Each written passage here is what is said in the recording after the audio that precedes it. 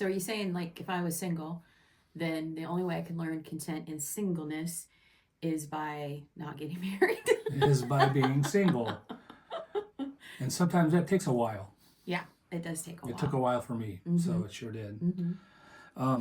Maybe singleness is given for you today until you learn to be content with Jesus is fully enough. And then when he does give you the gift of the romantic, you can enjoy it to its fullness for what it was meant to be. Otherwise, we might turn the romantic into an idol. Oh, snap. Yep, that's true. So many people have done that. We just watched a show about a girl that was just so obsessed with the romantic. So obsessed. We won't name it right now, but it was on something called Netflix. True crime. You know, it's one of the most popular categories out there. We'll leave it at that. Yeah, we'll leave it at that. We're not going to give any commercial. But her lack of contentment made a mess of her. Baby. Yep. For sure. So I can honestly say that before Jesus gave me this one right here, Kim Elliott, he taught me to be content, first and foremost. Yeah, me too. Contentment is a process, right? It's progressive.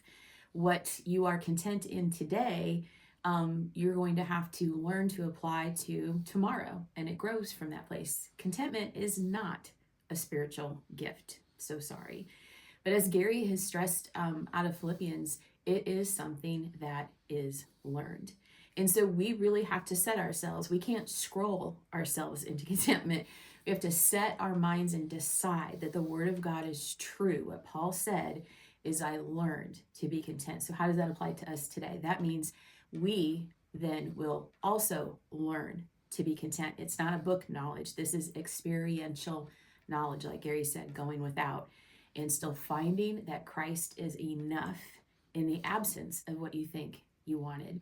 I know for me, and one of the things that Gary says, and I wrote this quote down, he says, I might not be saying it exactly as Gary says it, but he says something along the lines, if you knew what God had in store for you tomorrow, you would not change a thing about today, right? Because today matters for tomorrow, so you wouldn't change a thing. And I remember telling God early on, I'm a single mom and desperate to be married and have a full house.